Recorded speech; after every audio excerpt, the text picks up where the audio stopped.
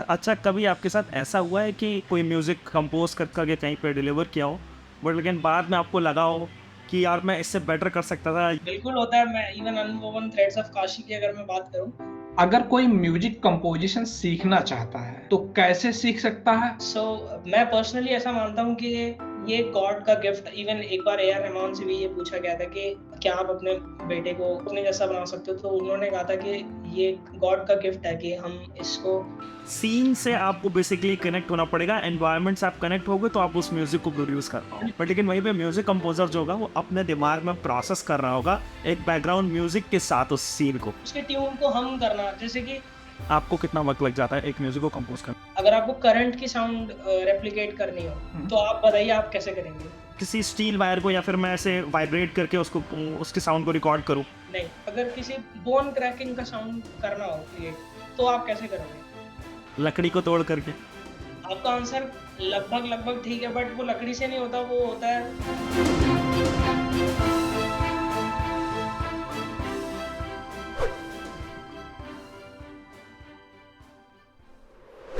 अगर कोई music composition सीखना चाहता है तो कैसे सीख सकता है और कहाँ पे सीख सकता है? देखिए, इसका आंसर बहुत ही थोड़ा-सा अलग हो सकता है, क्योंकि मतलब ये सवाल बहुत लोगों से पूछा जाता है, बहुत बड़े-बड़े कंपोज़र से भी पूछा जाता है, बट इसका जो एक आंसर वो एक ही यूनिवर्सल है। तो इसका आंसर सिर्फ़ यही है कि ये कोई नहीं सिखा सकता, और ये कहाँ से आता है एक्चुअली किसी को भी नहीं पता। मैं पर्सनली ऐसा मानता हूँ कि ये गॉड का गिफ्ट है जो कि हमारे पास कहीं से आता है। हम लोग उस सिचुएशन के अंदर चले जाते हैं, हम उस सिचुएशन के अंदर ऐसे मोल्ड हो जाते हैं, हम ऐसे बन जाते हैं कि हमारा जो माइंड है वो एक इतना कॉन्सन्ट्रेट हो जाता है कि हमारे पास ऑटोमैटिकली चीज़ें आने लग जाती हैं। जैसे कि अगर आप बात करें कि अनवोवन थ्रेड्स ऑफ काशी, मैं पर्सनली मानता हूँ कि मैंने वो म्यूज़िक नहीं बनाया, वो कहीं न कहीं मेरे अंदर से एक गॉड गिफ्ट है जो मुझे मेरे पास आया है। सो वो वो एक ऐसी चीज़ है, वो कोई नहीं सिखा सकता। वो आप कहीं से भी, वो इवन बड़ी-बड़ी यूनिवर्सिटीज़ तक ऐसा दावा करती हैं कि वो पूरी दुनिया के अंदर कोई नहीं सिखा सकता। इवन एक बार ए आर रहमान से भी ये पूछा गया था कि क्या आप अपने बेटे को, क्योंकि उनका बेटा भी अब उनके साथ ही करता है म्यूज़िक, तो क्या आप उसको अपने जैसा बना सकते हो? तो उन्होंने कहा था कि ये एक एक मतलब गॉड का गिफ्ट है कि हम नहीं कर सकते कोई भी, क्योंकि ये हमारे हाथ में नहीं है, हम क्या क्या कर सकते हैं। लाइक डिपेंड करता है कि वो कब किसके पास क्यों आता है, ये इसका आंसर अभी तक किसी के पास नहीं। मैं ऐसा पर्सनली बिलीव करता हूँ। कुछ लोग मानते हैं कि लाइक हम कर रहे हैं, लाइक हमारा करना है, मैं सोच रहा था, मैंने ये ट्राई किया एंड ये बन गया। बट मैं पर्सनली बिलीव करता हूँ कि हमारे पीछे कोई बैठा है जो कि हमें ये गिफ्ट्स को देता है जब हम उससे उसके तरफ कनेक्ट कर लेते हैं। म्यूज़िक कंपोज़िशन एक ऐसी आर्ट है जो आपको कोई नहीं सिखा सकता है इस पूरे अर्थ के ऊपर, और ना ही कोई उसको आपको ये बता पाएगा कि इसका ट्रिक क्या है। कुछ लोग कहते हैं कि मैं बाहर चला जाता हूँ तो मेरे दिमाग में आ जाता है, मैं पियानो बजा लेता हूँ तो मेरे दिमाग में आ जाता है। बट मैं ऐसा मानता हूँ कि वो आपके दिमाग में इसीलिए आ रहा है क्योंकि आप एक तो उस पे काम कर रहे हो, ठीक है?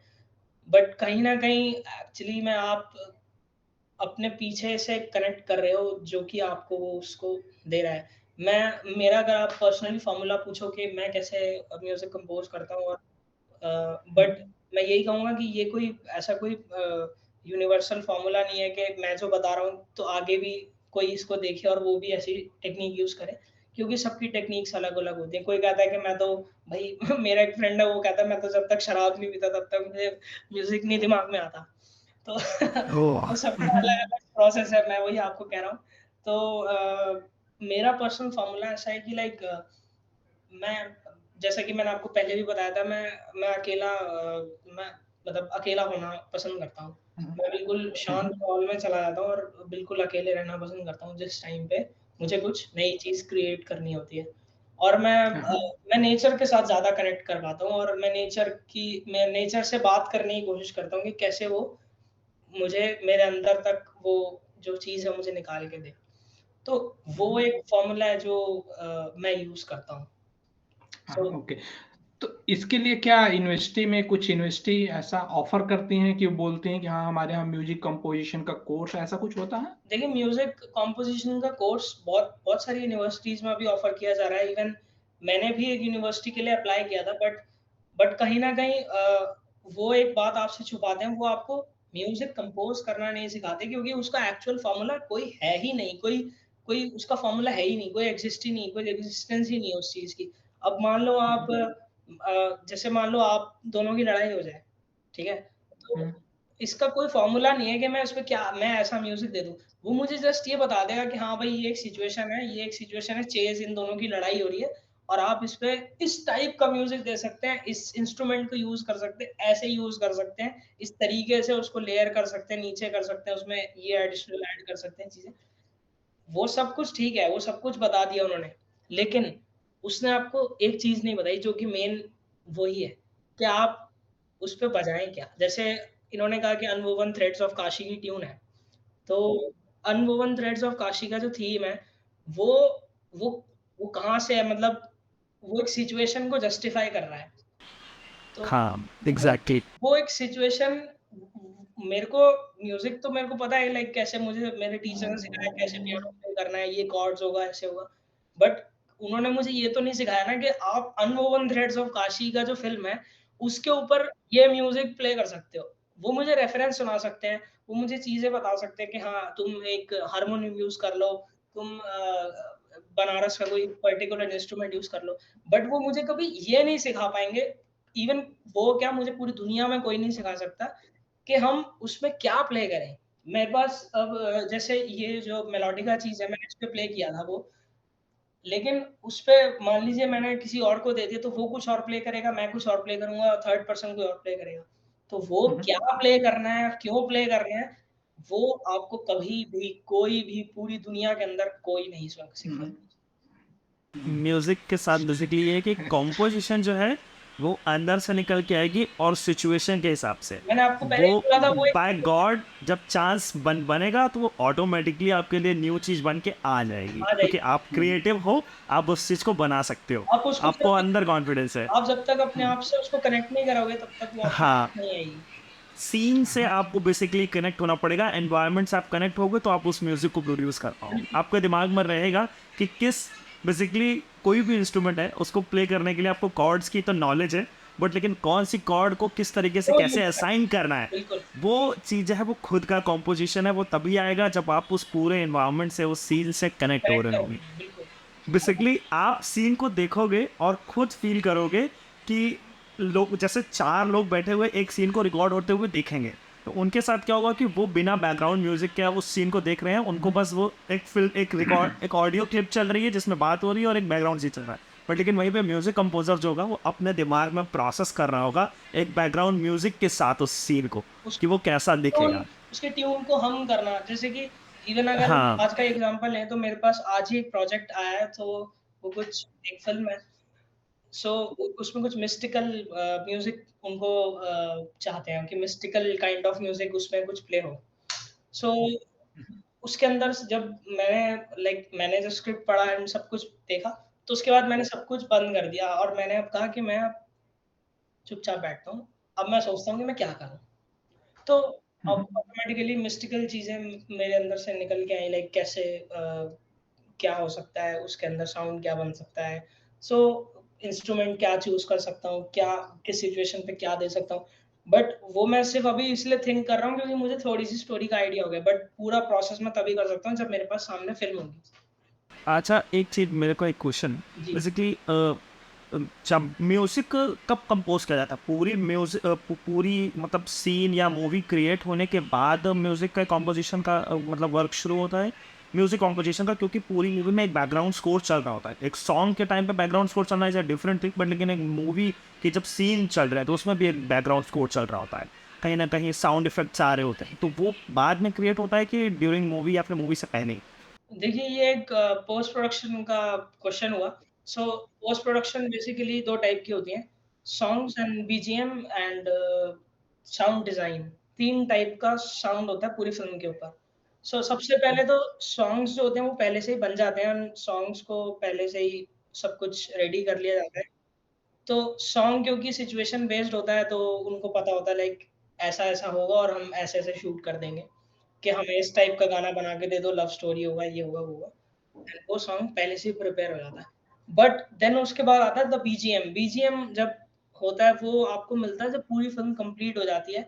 वो आपके पास एक गूंगी फ़िल्म बन के आती है। उसके ऊपर रेफरेंसेस कई बार लगे होते हैं कि हमें इस टाइप का म्यूज़िक चाहिए एंड इस टाइप की सिचुएशन है तो। देन डायरेक्टर के साथ हमारी एक मीटिंग होती है, उसको हम बोलते हैं स्पॉटिंग सेशन। तो हुँ, हुँ। स्पॉटिंग सेशन के अंदर क्या होता है कि हम लोग उन एरियाज़ को स्पॉट करते हैं कि जहाँ-जहाँ पे म्यूज़िक को आना चाहिए। मेरे हिसाब से हाँ, हाँ। और इवन द डायरेक्टर्स के पॉइंट ऑफ व्यू से। तो जब उन दोनों के साथ हमारे स्पॉटिंग सेशन हो जाता है, हम उनकी टाइमिंग्स को नोट कर लेते हैं कि कैसे हम यहाँ पे इतने-इतने सेकंड पे ये यहाँ पे म्यूज़िक आएगा। देन उसके हुँ, बाद हुँ।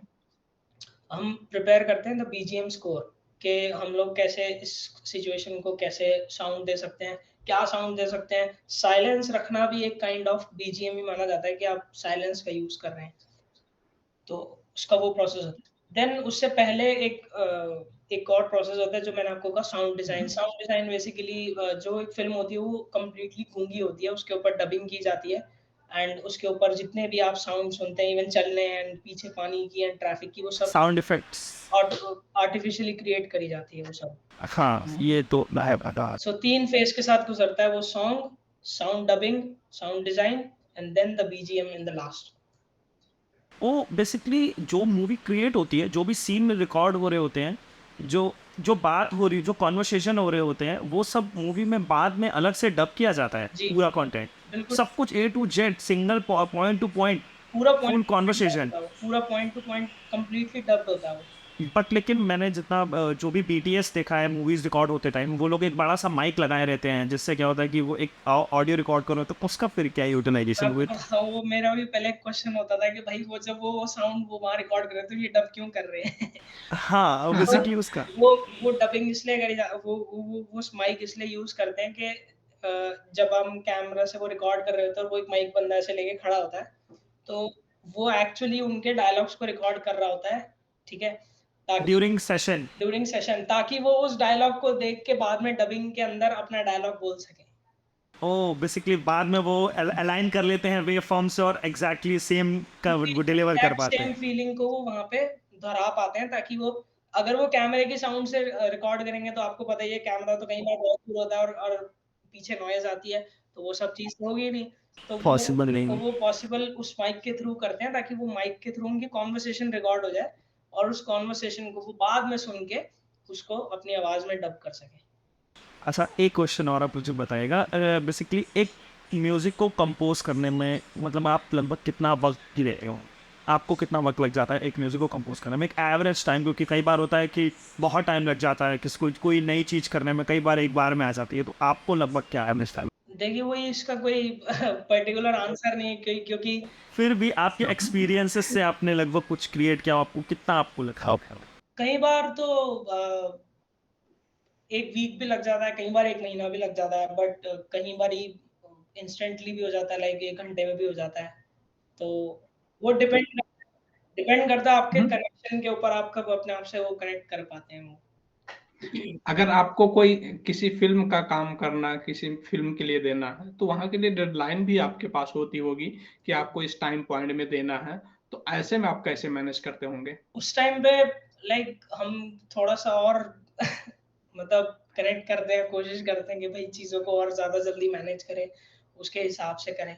तो वो हो जाता है लाइक जैसा कि मैंने आपको बोला वो कोई ऐसा कोई मतलब पर्टिकुलर फ़ॉर्मूला नहीं है, कब वो निकल के आ जाए हमें भी मैं आपको वही कह रहा हूँ कि हम उतने ज़्यादा कॉन्सन्ट्रेशन से जितने ज़्यादा कॉन्सन्ट्रेशन से हम उस चीज़ को देंगे, उतनी जल्दी वो रिज़ल्ट हमारे पास निकल के आता है। अच्छा, कभी आपके साथ ऐसा हुआ है कि बेसिकली आपने कोई म्यूज़िक कंपोज़ करके किसी भी एक बैकग्राउंड स्कोर आप आपने कंपोज़ करके कहीं पे डिलीवर किया हो, बट लेकिन बाद में आपको लगा हो कि यार मैं इससे बेटर कर सकता था, ये चीज़ें मैं ऐड ऑन कर दूँ तो इससे और अच्छा हो जाता, बट लेकिन आप कह नहीं सकते हो क्योंकि वो रिलीज़ हो चुका है? बिल्कुल होता है, मैं इवन अनवोवन थ्रेड्स ऑफ काशी की अगर मैं बात करूँ, तो हाँ। अगर मैं अब वो म्यूज़िक सुनता हूँ तो मेरे को लगता है यार मैं ये भी कर सकता था, मैं इसमें ये भी डाल सकता था। मैं और वहीं पे हाँ मैं मुझको वो लगता है मास्टरपीस, और आपको लग रहा है कि उसमें और इम्प्रूवमेंट किया जा सकता था इम्प्रूवमेंट है, ये। मुझे लगता है कि मैं इसमें तबला डाल सकता था, इसमें तबला डाल के तो बहुत अच्छा लगता है ये साउंड, बट अब तो कुछ नहीं हो सकता। अच्छा, बेसिकली यही है कि आपको आती है ऐसी फीलिंग कि वी कैन इम्प्रूव, हम और इम्प्रूव कर सकते थे, बट लेकिन अब तो डिलीवर हो गया, अब कंटेंट रिलीज हो हर चुका है ना, अब हम कुछ कर नहीं हर एक सकते। को आती है वो फीलिंग, तो मतलब इवन कोई भी कंपोज़र हो सबके साथ ही होता है वो। अच्छा, साउंड इफेक्ट्स के बारे में थोड़ा सा बताइए। साउंड इफेक्ट्स जैसे कि जैसे मान लीजिए कोई पेपर क्रैम्पल का साउंड है, या फिर वाटर ड्रॉप का साउंड है, या फिर एक हाई बेस साउंड होता है। जैसे मैंने जितना सुना है कि एक बुलेट फायर का साउंड जो होता है, एक बुलेट फायर का साउंड एक डोर को तेजी से क्लोज करके क्रिएट किया जाता है जी, मैं बेसिकली। एक हाँ, उसमें थोड़ा सा आप थोड़ा बताएं, क्योंकि मैंने कहीं पे इंटरनेट पे यूट्यूब पे भी मैं देखा था कि कोई बेसिकली, मैं भी कभी कभी वीडियो एडिट करते टाइम हमें कोई ना कोई साउंड इफेक्ट चाहिए रहता है। तो उसको उस टाइम पे मैंने नोटिस किया कि एक भम करके आवाज़ आई, उसका इस्तेमाल बुलेट के लिए भी है, इस्तेमाल करते हैं बुलेट फायर के लिए भी, और कई बार गेट बंद होने के लिए भी, कई बार कोई हार्ड हार्ड लेयरिंग साउंड का इस्तेमाल करते वो हैं। लेयरिंग करी जाती है, वो कहीं बहुत सारे साउंड इफ़ेक्ट्स की लेयरिंग करी जाती है, तब जाके वो एक इफ़ेक्ट क्रिएट होता है। जैसे अगर आपको करंट की साउंड रेप्लिकेट करनी हो, तो आप बताइए आप कैसे करेंगे? एग्जैक्ट तो नहीं बता सकता, या फिर किसी किसी वायर के को किसी स्टील वायर को, या फिर मैं ऐसे वाइब्रेट करके उसको उसके साउंड को रिकॉर्ड करूं, फिर उसके बाद उसको एडिट करूं।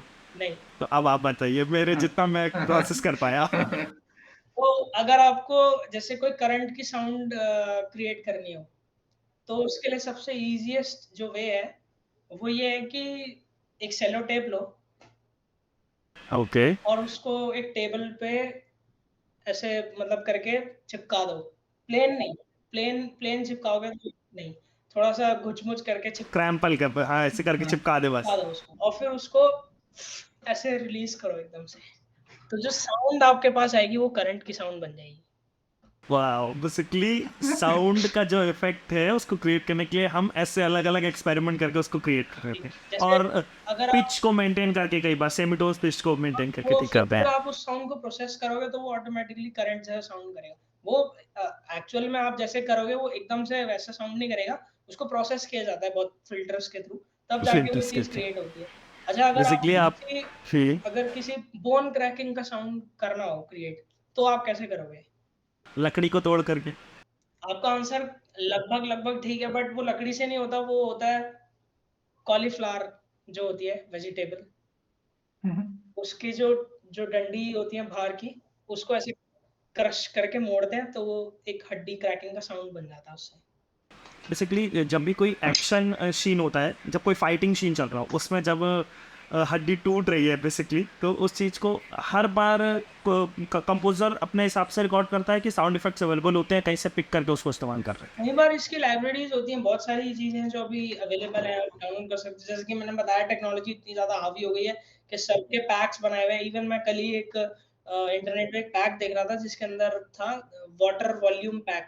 सो बेसिकली उसमें सारी वाटर कई सारे साउंड इफेक्ट्स, वेव्स, पानी का नल, कोई पोर कर रहा है ग्लास में पानी, कोई ड्रॉप का साउंड, हर चीज़ का साउंड था उसमें पानी से रिलेटेड। बेसिकली वाटर के हर तरह के साउंड इफेक्ट्स उसमें आ जाते हैं, उसमें और सारी चीज़ें इंक्लूड हो और अब तो जाएंगी। इवन गन शॉट्स के साउंड्स भी आने लग गए हैं उसमें।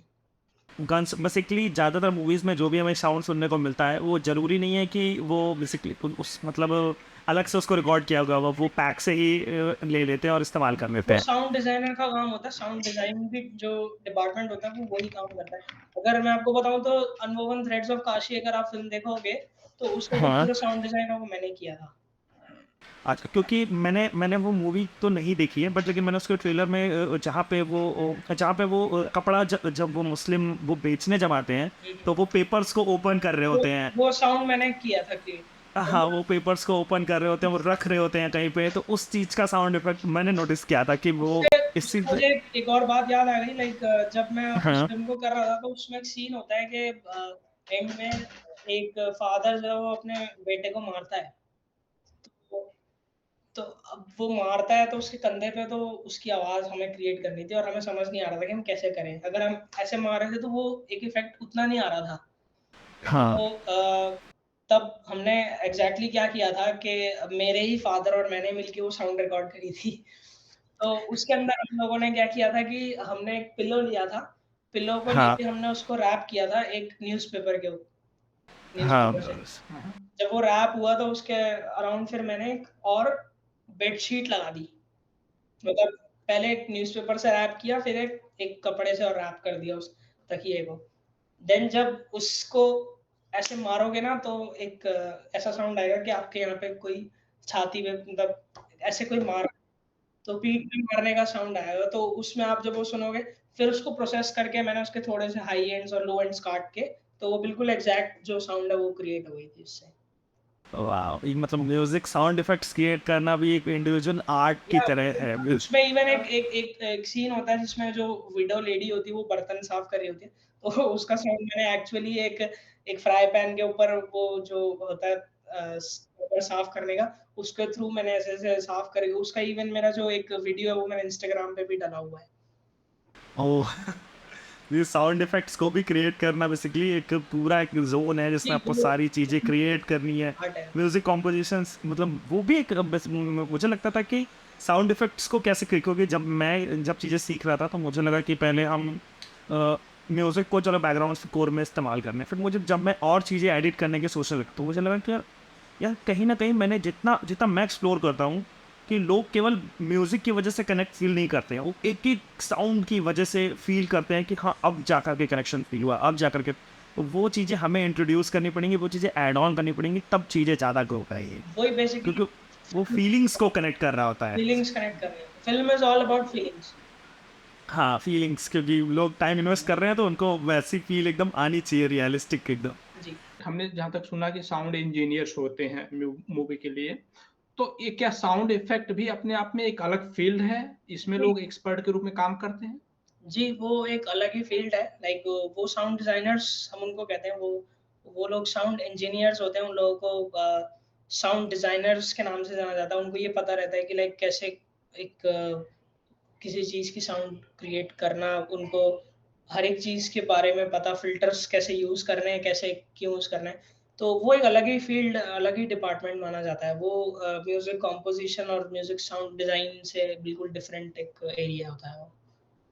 तो मतलब अगर कोई कोई अगर इस फ़ील्ड में जाना चाहे, साउंड डिज़ाइनिंग पे, तो क्या उसके लिए लर्निंग की भी कोई अपॉर्च्युनिटी है? बिल्कुल, उसके लिए इवन कोर्सेज़ भी हैं। आप इंडिया में भी कोर्सेज़ हैं, आप उसका कोर्स कर सकते हैं। सो वो sound engineering plus sound design का कोर्स बोलते हैं उसको। सो वो एक अलग ही उसमें चीज़ होती है, उसमें आपको म्यूज़िकली कोई भी चीज़ ट्रेन नहीं करेंगे, म्यूज़िक में उसमें कोई भी उसका वो नहीं होता यूज़।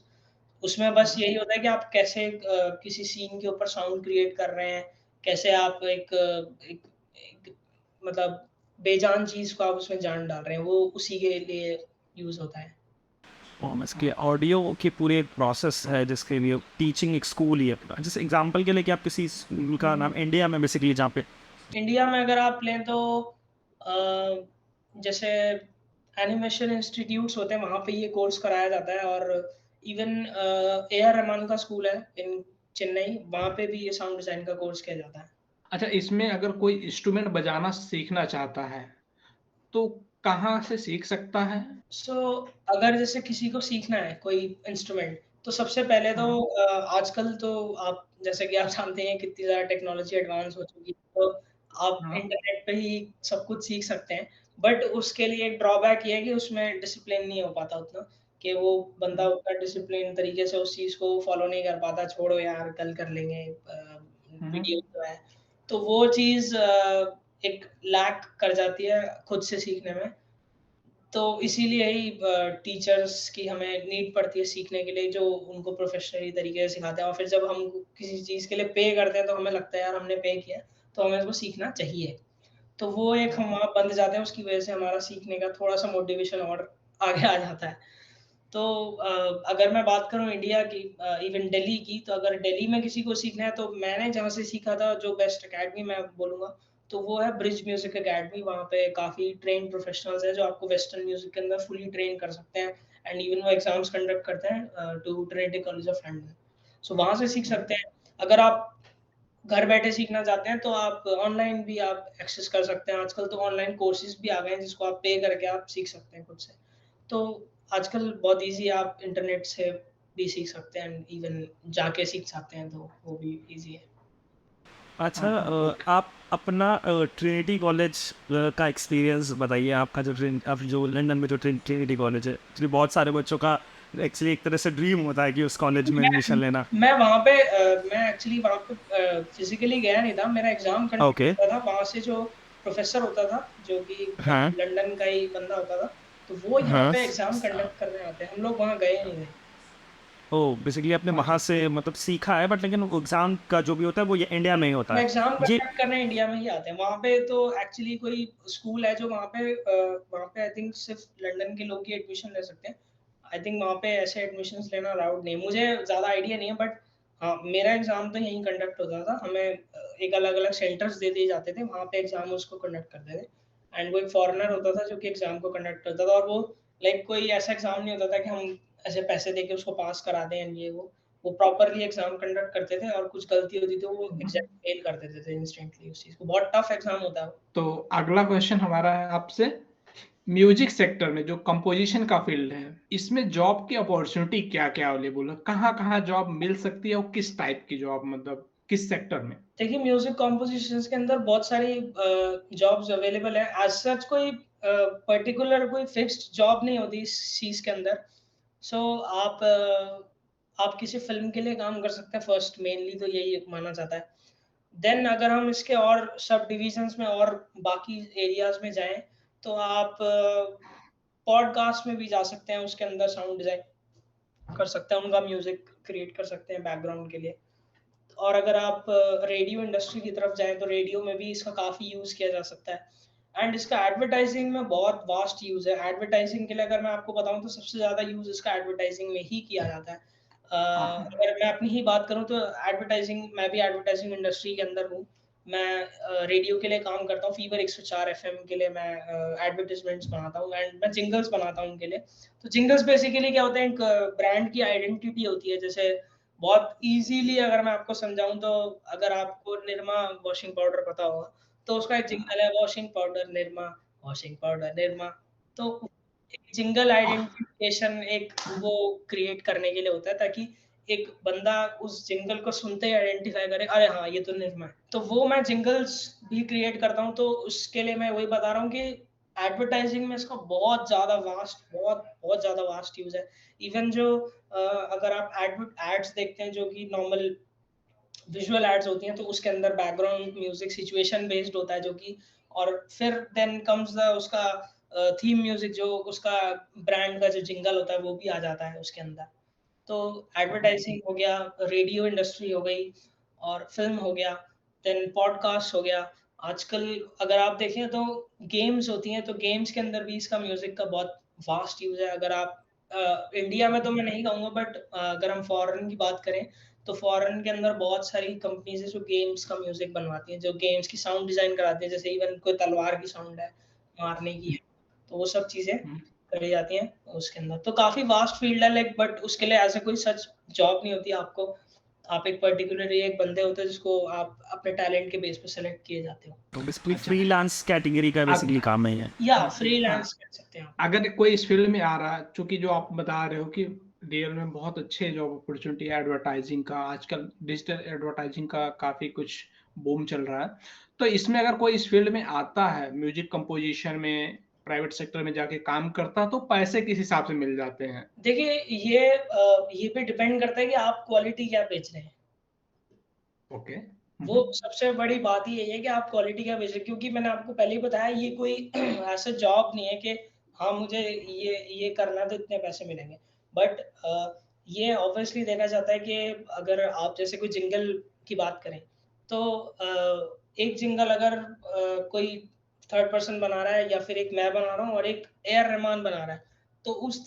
उस तीनों केस में जिंगल की कॉस्ट बहुत ज़्यादा डिफरेंशिएट करेगी। कोई बेसिक बंदा बनाएगा तो वो कहेगा मैं तो 500 हज़ार रुपए में बना दूँगा, क्योंकि वो अभी बहुत बेसिक सीख रहा है। मैं लर्निंग स्टेज पे। लर्निंग स्टेज में मैं हुँ। कहूँगा कि चलो ठीक है, आप मुझे 10,000 दे दो, आप 20,000 दे दो, मैं बना दूँगा। देन हुँ। आप बात करो ए आर रहमान की, तो वो वही जिंगल का कहेगा कि मैं 50 लाख रुपए लूँगा।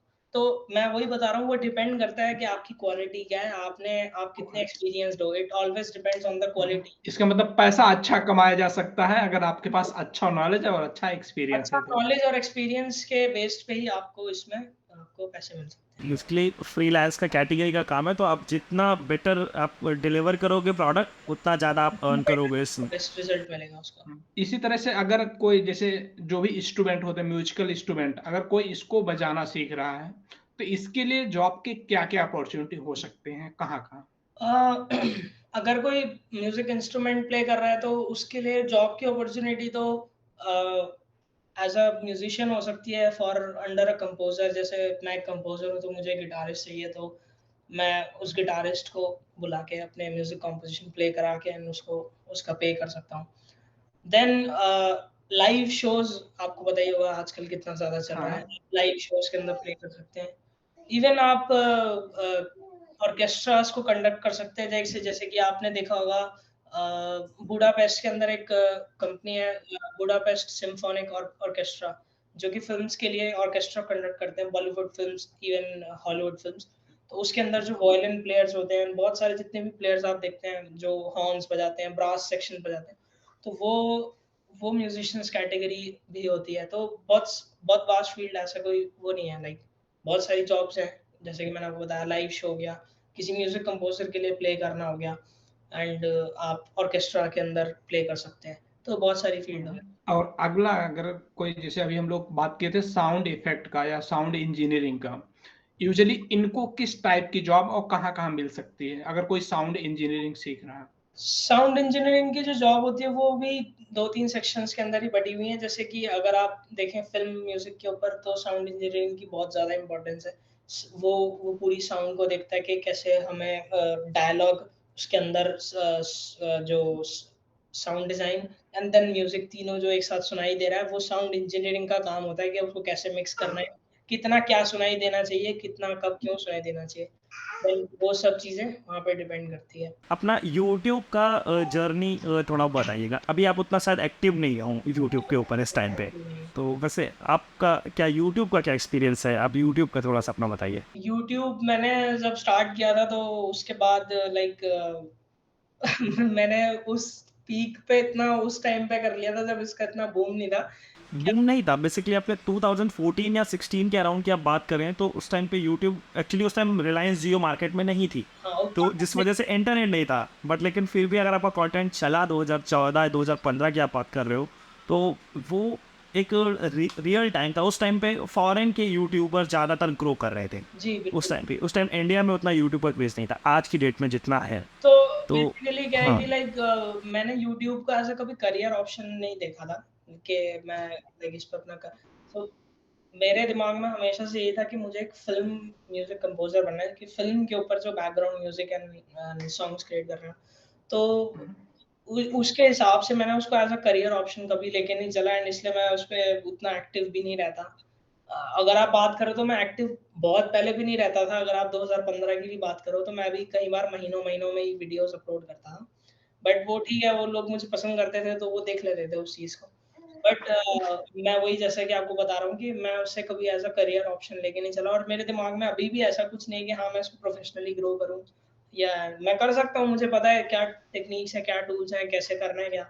बट मैं उतना मैं करना नहीं चाहता, क्योंकि मुझे ऐसा लगता है कि मैं उस साइड से ज़्यादा अगर जाके अपना फ़ोकस हटा के दूसरी साइड पे फ़ोकस करूँगा, तो वो मेरे लिए थोड़ा ज़्यादा बेटर रहेगा। अच्छा, अभी तक की आपकी यूट्यूब की अर्निंग आप डिस्क्लोज़ करना चाहेंगे? अभी टोटल आज तक कितनी अर्न किया होगा, या आज भी उससे कुछ अर्निंग होती है या नहीं होती है? मंथली हाँ।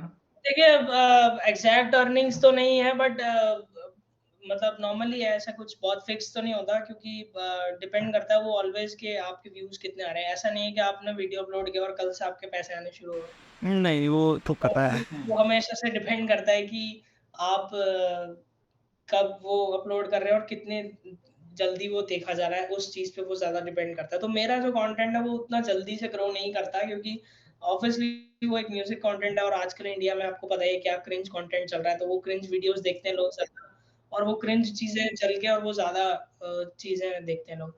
तो वो बहुत जल्दी ग्रो करते हैं बट वो उतना जल्दी ग्रो नहीं कर पाता। तो वो एक प्रॉब्लम है। तो उतनी अर्निंग्स नहीं है जितनी मतलब जैसे कि जो अगर आप बहुत हुँ, अगर कोई कॉमेडी है वो देख लेंगे तो वो कंपैरेटिवली बहुत ज़्यादा अर्न कर रहा है यूट्यूब से। तो ऐसा है उसके अंदर सीन। अभी अभी जैसे आपने यूट्यूब अपने जब जब आपने स्टार्ट किया हुआ तो आपकी कभी ना कभी कोई ना कोई अमाउंट आपके अकाउंट में क्रेडिट जरूर हुआ जी, होगा जब बिल्कुल जैसे आता आपका है। मोनेटाइजेशन, तो हाँ जी, वो हाँ जी। अमाउंट आप शेयर करना चाहेंगे फर्स्ट, सबसे हुँ, बिगेस्ट अमाउंट क्या होगा? बिगेस्ट अमाउंट की अगर मैं बात करूँ तो around 40,000 rupees in Indian currency. और हुँ, व्यूज वीडियो उस टाइम पे वीडियोस को लगभग कितने आते थे? एक्चुअली वो एक वीडियो का नहीं होता, वो बहुत सारे वीडियोज़ को मिला के वो का कंटेंट मल्टीपल, मिला हाँ। करके। वो आता है। तभी मैंने उस टाइम पे पूछा एज़ किस टाइम सच की बात कर। वो बात होगी अराउंड 2017 के अराउंड की। तो हुँ, हुँ, काफी टाइम हो गया बेसिकली। हुँ, हुँ, ओके। उसके बाद भी आता हुँ, रहता है हुँ, बट कम ज़्यादा चलता रहता है। हुँ, ओके। स्टिल वो इट्स लाइक इन्वेस्टेड है वो प्रोडक्ट आपका, वो उससे अर्निंग हो रही है कहीं ना कहीं अगर चल रहा है तो। हुँ, हुँ, ओके। चलिए अगला क्वेश्चन। जैसे कि हमने सुना कि आर्टिफिशियल इंटेलिजेंस की वजह से बहुत सारी प्रॉब्लम्स आ रही हैं। हर एक सेक्टर में लोग कहीं न कहीं इससे मतलब इसको लेकर बहुत ज़्यादा चर्चा कर रहे हैं। तो हम जानना चाहेंगे कि म्यूज़िक कंपोज़िशन के फ़ील्ड में या म्यूज़िक के फ़ील्ड में आर्टिफिशियल इंटेलिजेंस का क्या रोल है? दोनों एस्पेक्ट पॉज़िटिव एंड नेगेटिव दोनों एस्पेक्ट आप बता सकते हैं। प्रोज एंड कॉन्स दोनों, जैसे आज की डेट में कैमरा वाली जो फील्ड है फोटोग्राफी की, उसमें एक एडोबी का एक न्यू फीचर आया है जेनरेटिव फील करके। जी, सभी ने बिल्कुल। वो नोटिस किया, वो एकदम कैसे फोटोग्राफर्स की जॉब खाने वाला है। उसी तरीके तो से आपके म्यूजिक इंडस्ट्री में कुछ बताना चाहें? तो आर्टिफ़िशियल इंटेलिजेंस की जो अहमियत है म्यूज़िक के अंदर, वो डार्क साइड भी है और पॉज़िटिव साइड भी है। डार्क साइड उसका मैं यही कहूँगा कि कुछ एआई टूल्स अभी मार्केट में ऐसे आ गए हैं जो आपको आपको जस्ट टाइप करना है कि आपको ये सिचुएशन का एंड ये बेस्ड म्यूज़िक चाहिए, तो वो आपको उस टाइप का पैटर्न क्रिएट करके दे सकता है। Not music but pattern. Hmm, so basically pattern मतलब आपको एक वो ट्यून बना के दे देंगे और फिर आप उस ट्यून को यूज़ करके अपना म्यूज़िक कंपोज़ कर सकते हो। तो वो एक थोड़ा-सा डार्क साइड मानी जाती है क्योंकि आप कहीं न कहीं उन क्रिएटिव लोगों को उतना चांस नहीं दे पा रहे हैं जो एआई कर रहा है उसमें। कोई लेकिन प्लेटफॉर्म का नाम आजकल आप बताना चाहें? एक सॉन्ग ड्रॉ नाम से एक आई थिंक सॉन्ग ड्रॉ या साउंड ड्रॉ ऐसा कुछ है। तो वो एक वेबसाइट है जो आपको कॉर्ड्स इवन वो म्यूज़िक सर्च करके भी दे देगी उस टाइप का म्यूज़िक जैसा आपको चाहिए। और इवन चैट जीपीटी से अगर आप बात करो तो वो भी आपको कई बार कॉर्ड के पैटर्न्स क्रिएट करके दे देता है। अगर आप उससे बोलो कि मुझे एक सैड सिचुएशन का कॉर्ड प्रिपेयर करके दे दे, तो वो आपको एक सॉन्ग का एक कॉर्ड पैटर्न क्रिएट करके दे देता है, जो कि कई बार इफ़ेक्टिवली रहता है, अगर हम उसको प्ले करें। तो एआई का भी काफ़ी उसमें एक डार्क साइड मानी जाती है, बट मैं आपको अब उसकी पॉज़िटिव साइड ले चलूँ तो कहीं न कहीं वो फीलिंग्स को एक्सप्रेस नहीं कर सकता, जैसा कि मैंने आपको पहले बताया था। वो यस। सोच हुँ, नहीं हुँ, सकता कि वो आपको ये नहीं बता सकता कि हाँ भाई ये फ़िल्म चल रही है तो मैं इसका ऐसा म्यूज़िक दे दूँगा। वो खाली आपके एक इन्फॉर्मेशन पे बेस्ड आपको एक एक छोटा-सा चीज़ जनरेट करके दे रहा है, जिसका यूज़ भी आपको तब आपको ही करना पड़ेगा। मान लो हुँ, अगर आप मुझे चैट जीपीटी से पूछूँ कि मैं भई मुझे एक सैड सिचुएशन के लिए एक कॉर्ड प्रोग्रेशन दे दे। तो वो मुझे प्रोग्रेशन तो दे देगा, वो आपको भी दे देगा, लेकिन आप उस प्रोग्रेशन का यूज़ ही नहीं करोगे तो उसका कोई फ़ायदा ही नहीं है। उस प्रोग्रेशन को हुँ, यूज़ भी मुझे ही करना है, मुझे उसको अप्लाई करके क्रिएट भी खुद ही करना पड़ेगा। ऐसा नहीं है कि मतलब उसने बना दिया तो वो बस बन गया और मैं ऐसे खाली बैठा हुआ हूँ और मुझे बस हुँ, बनते हुए दिख रहा है वो। तो हो सकता है वो भी कभी आगे आ जाए कि वो चीज़ हुँ, भी हुँ, पॉसिबल हो जाए, बट अभी तो वो चीज़ नहीं देखी गई है। अभी सिर्फ़ इतना देखा गया है कि वो हाँ, वो कॉर्ड पैटर्न क्रिएट कर रहा है और कुछ मेलोडीज़ क्रिएट करके आपको दे रहा है और वो आप यूज़ कर रहे हो। तो हुँ, उसके पॉज़िटिव साइड मैं यही कहूँगा कि वो एक क्रिएटिव फ़ील्ड है। मुझे ऐसा नहीं लगता कि वो इतनी पावर रख पाएगा आगे के टाइम में आने वाले कि वो कुछ सोच सके, क्योंकि music is all about thinking and thinking, hmm, hmm, connecting emotionally and connecting to the scene, connecting with the audience and all. So वो एक मशीन है, वो कभी कनेक्ट नहीं कर पाएगी मेरे हिसाब से वो, क्योंकि उसके अंदर फीलिंग्स नहीं है, वो एक मशीन है, तो वो मशीन कहीं न कहीं वहाँ पे एक ड्रॉबैक कर पाएगी। हो सकता है आगे कुछ ऐसी पॉसिबिलिटीज़ हो जाएँ कि वो उनको कुछ ऐसा रोल प्ले करें कि वो ह्यूमन बिहेवियर को, इवन इमोशनल चीज़ों को भी कनेक्ट कर सकें, बट अभी के टाइम में ऐसा नहीं है। हम सेफ मान सकते हैं इस चीज़ के लिए थोड़ी-सी। ओके। म्यूजिक इंडस्ट्री अभी सेफ साइड में। सेफ बेसिकली कहने का यही मतलब है कि साउंड हम उनको कमांड दे सकते हैं कि हम सैड हैं, बट ये नहीं बता सकते हैं उनको कितना सैड है, किस कैटेगरी में सैड है। इस वजह से वो आपको एक बेसिक चीज़ बना के दे देगी, बट लेकिन कि वो ज़रूरी नहीं है कि वो आपकी चीज़ों से रेलेवेंट हो। बिल्कुल सही उसको बात। आपको, ओके। हाँ, वो बिल्कुल आपको सेम चीज़ निकाल करके नहीं दे पाएंगे इतनी जल्दी। हमारी तरफ से आखिरी क्वेश्चन आपके लिए है। हमने एआई की तो बात कर ली। क्या म्यूजिक सेक्टर को किसी और तरह से चैलेंजेस को फेस करना पड़ा है आज के टाइम में? देखिए इसके अंदर मैं एक बात कहना चाहूँगा कि जब से, जैसे कि मैंने आपको बताया था कि वीएसटी इंस्ट्रूमेंट्स आए हैं, जो वर्चुअल इंस्ट्रूमेंट्स होते हैं, सो उसकी वजह से म्यूज़िशियंस को काफ़ी थोड़ा-सा प्रॉब्लम होने लगा है तब से। क्योंकि जो काम आप एक म्यूज़िशियन के थ्रू करवाते थे एंड देन उसको पे करते थे एंड उसका एक रोल होता था प्ले, तो वो अब खत्म हो गया, क्योंकि वो चीज़ एक उसमें वर्चुअली आ गई है। तो जब वो चीज़ वर्चुअली आ गई है, तो ऑटोमैटिकली उसका जो रोल है वो ख़त्म हो चुका है। तो हालाँकि उसको वर्चुअल इंस्ट्रूमेंट बनाने के लिए एक म्यूज़िशियन का ही यूज़ होता है, बट वो एक टाइम के लिए यूज़ हुआ। बट पहले के टाइम में क्या होता था कि मान लो आप एक सॉन्ग बना रहे हो, आपने कहा कि भाई एक हारमोनियम प्लेयर चाहिए, तो एक हारमोनियम प्लेयर को बुला के लाया जाता था एंड वो हारमोनियम प्लेयर उसको प्ले करता था एंड उसको रिकॉर्ड किया जाता था। बट अब ऐसा हो गया कि वो हारमोनियम ही एक वीएसटी बन चुका है, वर्चुअल इंस्ट्रूमेंट।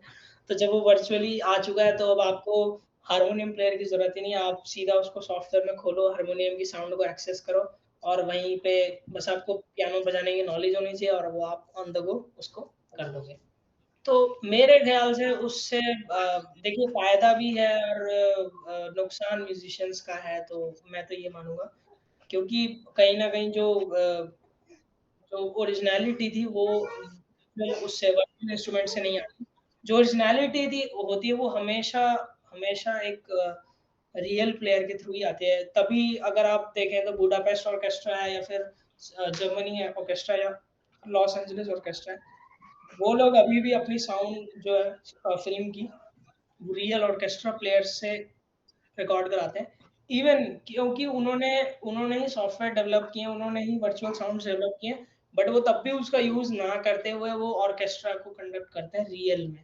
क्योंकि उन्हें पता है कि कहीं न कहीं जो ओरिजिनैलिटी थी वो होती है, वो ओरिजिनल प्लेयर से ही आ सकती है। वो एक एआई या फिर एक वर्चुअल इंस्ट्रूमेंट कभी नहीं दे पाएगा। वो जो कल्चरल रिप्रेजेंटेशन है, बेसिकली लोगों को इकट्ठा करके एक जगह पे प्ले करने की, ऑर्केस्ट्रा को पूरा बुला करके चीज़ें कराना, वो दिखना, वो बहुत इंपॉर्टेंट है। ना कि हम दो लोगों को बुला करके सारी चीज़ें इलेक्ट्रॉनिक्स टूल से कर लें, अब तो अगर आप बात उससे करें कि जैसे फ़िल्म स्कोर की, अब मैं कहीं फ़िल्म स्कोर्स कर चुका हूँ, तो मैं जिन फ़िल्म्स को स्कोर कर चुका हूँ, अगर आप उनको बिना नॉलेज के देखें, तो आपको लगेगा कि मैंने तो पता नहीं कितने सारे म्यूज़िशियंस को बुलाया होगा, मैंने तो तबले वाले को भी बुलाया होगा, मैंने तो स्ट्रिंग प्लेयर्स को बुलाया होगा, मैंने इतने ये बिठाए होंगे बहुत सारे और वो पूरा ऑर्केस्ट्रा कंडक्ट किया होगा। बट अगर आप उसका बिहाइंड द सीन देखेंगे, तो बिहाइंड द सीन में मैं अकेला बैठ के उसमें लेयर्स लगा रहा होता हूँ हर एक इंस्ट्रूमेंट की। That's the difference. बेसिकली ये है कि लोगों को लगता है कि बैकग्राउंड में बहुत सारी चीज़ें चल रही हैं, बट लेकिन ये यहाँ पे सिंगल पर्सन से भी काम हो सकता है अगर चाहे तो। अगर चाहे सब लोग मिल करके काम करें, सारे इक्विपमेंट ओरिजिनल इस्तेमाल हो, तो वो भी किया जा सकता है। क्योंकि ओरिजिनल इस्तेमाल करने में फीलिंग्स भी निकल के आती हैं। जी। फीलिंग्स इसमें भी आएगी क्योंकि प्ले कहीं ना कहीं इंसान ही कर रहा है उसको, बट हाँ, लेकिन ये है कि सारी चीज़ें बट काम आएंगी। उसमें अच्छा, इमोशन नहीं आएगा उसमें। अच्छा, ऑडियो मतलब जो जो भी आप इंस्ट्रूमेंट प्ले करते हो, उसको उसको क्या बिल्कुल कन्वर्ट कर देना है सिंथेसाइजर जो है, कि किसी और इंस्ट्रूमेंट के फॉर्म में, जैसे आपने बताया पियानो प्ले कर रहे हो, सब हारमोनियम की आवाज़ निकाल सकते हो, ये इसका ही फॉर्मेट है बेसिकली। वो मैंने आपको बताया ना वर्चुअल इंस्ट्रूमेंट है, वो सॉफ्टवेयर आपको खोलना पड़ेगा। जैसे फॉर हाँ, एग्ज़ाम्पल अगर मैं आपको बताऊँ, तो एक कंपनी है स्वर वीएसटी।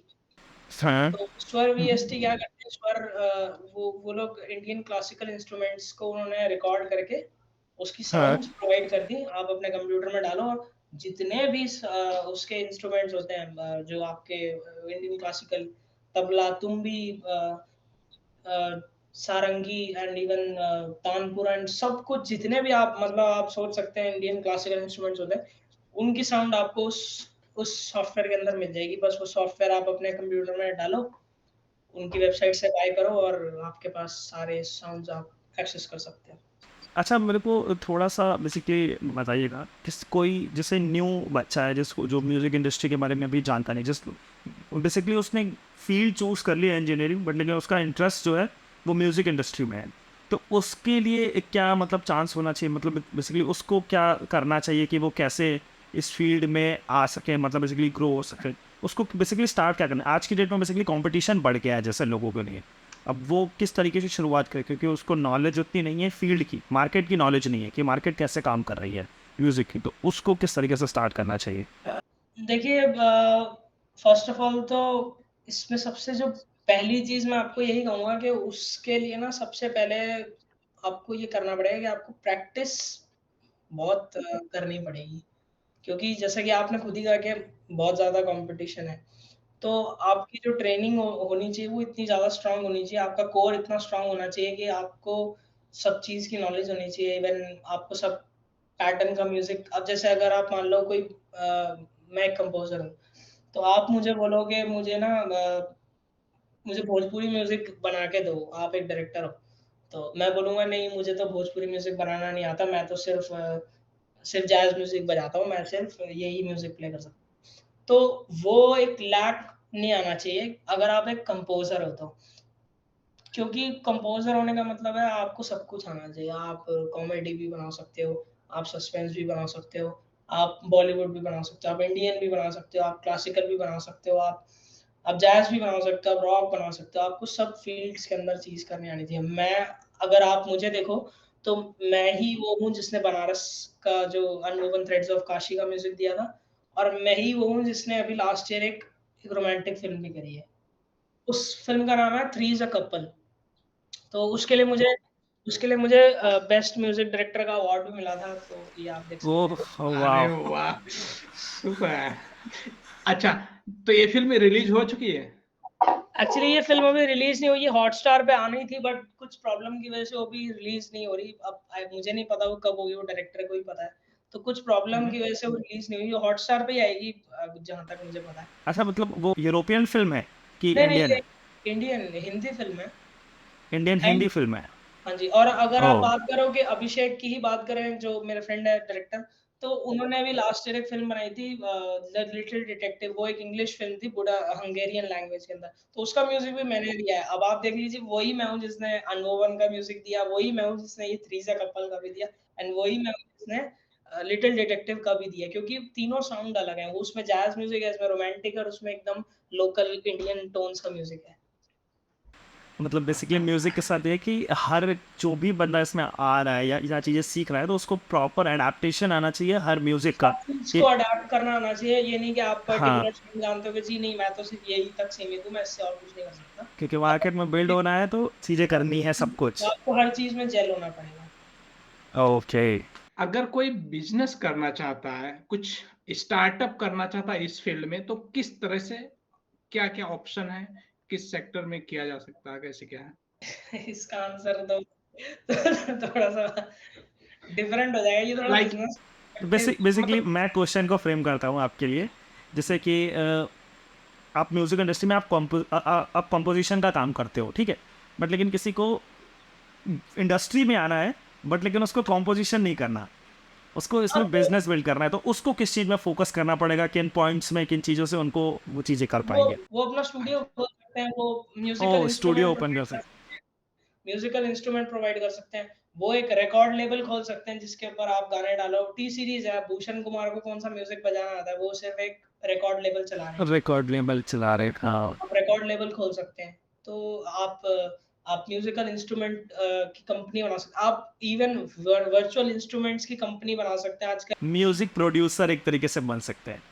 म्यूज़िक प्रोड्यूसर बन सकते हैं जी, बहुत सारे। म्यूजिक प्रोड्यूसर में मतलब कि वही मतलब इन्वेस्टमेंट करते हैं म्यूजिक को, हम उसमें चीज़ें करने में, उसके बाद उससे जो म्यूजिक चलता है तो अर्निंग होती है पूरी टीम की, जी, सभी की। जी। क्या मतलब इसमें जैसे जो भी है, क्या ये लोग डॉक्यूमेंट्री का भी मतलब कुछ कर सकते हैं या डॉक्यूमेंट्री में आपका किस तरह से रोल आता है? डॉक्यूमेंटरीज़ के अंदर भी म्यूज़िक होता है, कैसे हमें उसको स्कोर करने का। अभी मैं इवन एक डॉक्यूमेंट्री स्कोर करने वाला हूँ कुछ टाइम में।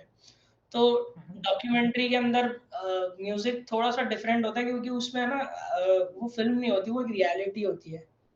तो उस हुँ, हुँ। रियलिटी को आपको म्यूज़िक के थ्रू दिखाना होता है, तो वो थोड़ा-सा टफ होता है मेरे हिसाब से। म्यूजिक के साथ क्या होता है, एक स्टोरी एक चल रही होती है, मतलब एक मूवी के साथ एक कहानी चल रही होती है। उसके अंदर कोई सिचुएशन नहीं होती, वो सिर्फ़ एक रियलिटी होती है और उसके अंदर ये नहीं होता कि एक सीन चल रहा है, इसके बाद ये हो जाएगा, वो हो जाएगा।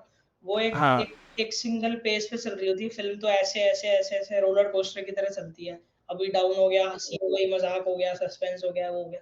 और वो ऐसे ही डॉक्यूमेंट्री के साथ ये चीज़ नहीं है। वो ऐसे-ऐसे चलती रहती है, आपको उसके साथ भी ऐसे-ऐसे चलना होता है। मतलब आपको बिल्कुल डॉक्यूमेंट्री में अगर म्यूजिक कंपोज करना है तो आपको एकदम अटेंशन इसलिए चाहिए होगी क्योंकि आपको प्रॉपर पता होना चाहिए कि आपको किस तरीके से काम करना। एक्सपर्ट बिल चाहिए बेसिकली उस फील्ड में, जिसने जी, म्यूजिक इंडस्ट्री में पहले, जिसने मूवी इंडस्ट्री में किसी ने काम किया हो जी। प्रॉपरली। अभी अधिक बस इसको एंड करते हैं। तो मैं यही चाहूँगा कि आप बहुत अच्छा काम कर रहे हैं, लोगों को आप इन्फॉर्मेशन प्रोवाइड कर रहे हैं कि आप कैसे अलग-अलग टाइप के फ़ील्ड्स के लोगों को आप अपने चैनल पे लेके आते हैं और उनसे बात करके लोगों को एजुकेट कर रहे हैं कि कैसे वो उस फ़ील्ड के अंदर अपने आप को एस्टैब्लिश कर सकते हैं। तो मैं यही कहूँगा कि बहुत अच्छा काम आप कर रहे हैं और ऐसे ही करते रहिए और एम्बिशियस यूथ चैनल को आप सब्सक्राइब कीजिए